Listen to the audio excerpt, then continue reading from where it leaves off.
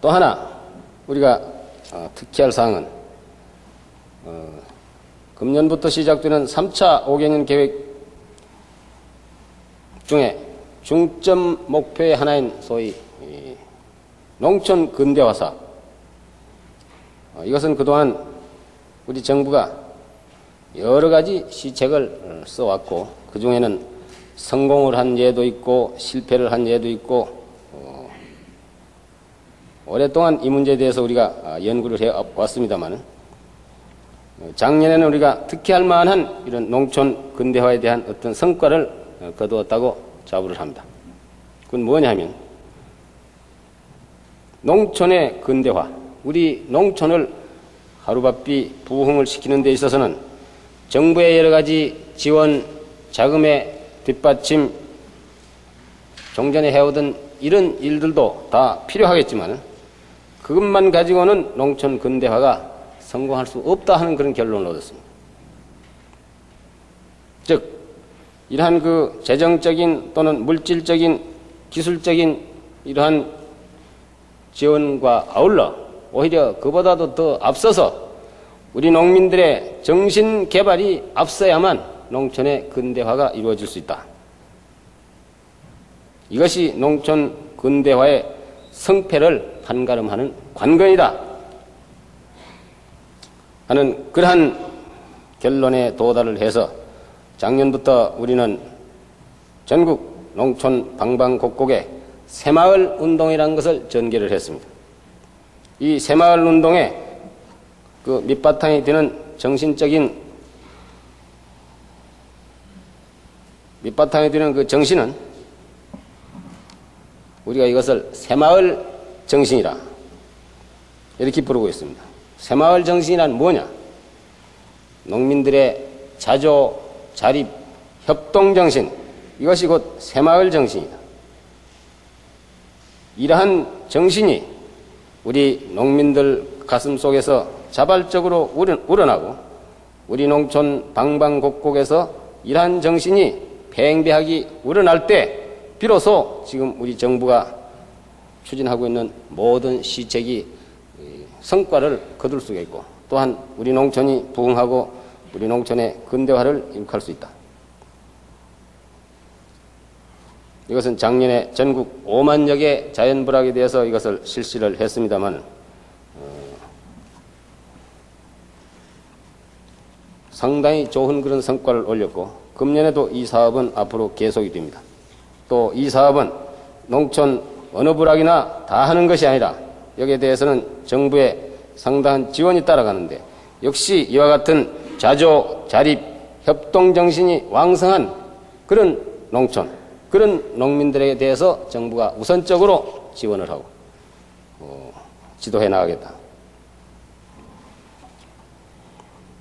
이러한 성과를 올리는 데 있어서 작년에 헌신적인 노력을 해온 우리 근로자 또는 농민, 기업인, 상공인, 여기에 관여한 모든 우리 공무원들의 노고에 대해서 오늘 이 자리를 빌어서 심심한 치하를 드리는 바입니다. 다음에는 이 안보라는 측면에서 본다면 작년 연말 12월 6일 날 정부는 비상사태 선언을 했습니다. 우리 국민들이 이것을 계기로 해서 우리 안보에 대한 인식을 모두 새로이 했다고 나는 확신을 합니다. 우리 스스로의 자주적인 결단으로서 앞으로 여하한 국난에 직면하더라도 우리의 힘으로 이것을 극복해 나가겠다는 우리 민족의 결의의 표시가 바로 이 비상사태 선언이라고 나는 확신을 합니다. 작년에 우리나라에서는 주한 미군의 일부가 감축을 한 바람에 150마일에 근하는 전 휴전선 방위를 우리 국군이 전담하게 되었습니다. 이것은 우리의 방위에 대한 부담이 그만큼 커졌다는 것을 뜻하는 것이고 동시에 우리가 그만한 부담을 더 맡을 수 있는 그런 능력이 증대되었다는 것을 뜻하는 것이고, 나아가서는 우리의 자주국방 태세가 그만큼 강화된 것을 의미하는 것이라고 생각합니다.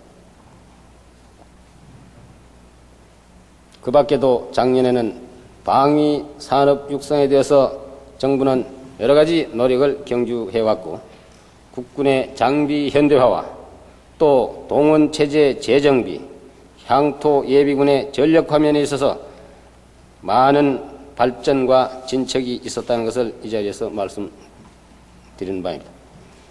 다음에는 이 사회면에 있어서, 이건 어느 나라에도 이러한 현상이 예외 없이 있는 걸로 알고 있습니다만, 이 고도 경제 성장 과정에서 하나의 부산물로서 생겨나는 소위 말하는 이 사치 풍조 또는 이 퇴폐 풍조, 이것이 우리 사회에도 그동안 많이 논란이 돼 온 것이 사실입니다.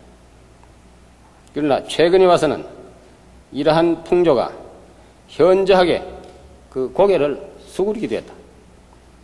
오히려 생산적이고 건설적인 새바람이 우리 사회에 점차 일어나기 시작한 것을 나는 알고 대단히 경사스러운 일이라고 생각을 합니다.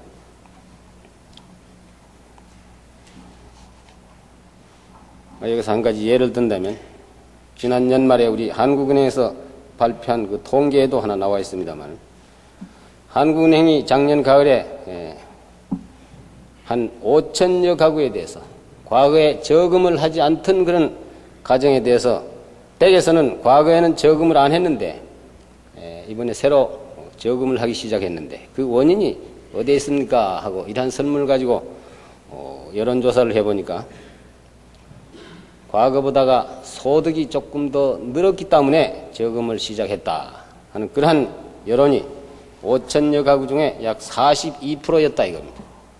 작년 연말에 똑같은 그런 설문을 가지고 종전에 저금을 하지 않던 사람이 새로 시작한 데 대해서 새로 저축을 시작한 그 이유가 어디에 있느냐 하고 물으니까, 소득이 더 늘었다기보다도 절약을 해서, 자기 생활면에 있어서 절약을 해서 거기서 남는 걸 가지고 저금을 하기 시작했다 하는 그런 대답이 44%였다 한 이런 숫자를 요전에 오늘 지상에서 발표한 걸 봤습니다. 이것은 대단히 재미있는 얘기인데, 물론 소득이 늘어서 저축을 하는 사람이 많아졌다 하는 것도 좋은 현상이 하나지만, 또 소득이 더 늘지 않았다 하더라도 같은 수입을 가지고 종전보다도 더 절약을 하고 내핍 생활을 해서 거기서 남은 것을 가지고 저금을 하기 시작했다. 소득이 아무리 늘더라도 저축을 하겠다는 그런 생각이 없는 사람은 저축을 안 하는 것입니다. 문제는 소득이 느는 것도 중요하지만 그보다는 소비를 적게 하고 절약을 하는데 더 우리는 의의가 있다고 생각을 합니다.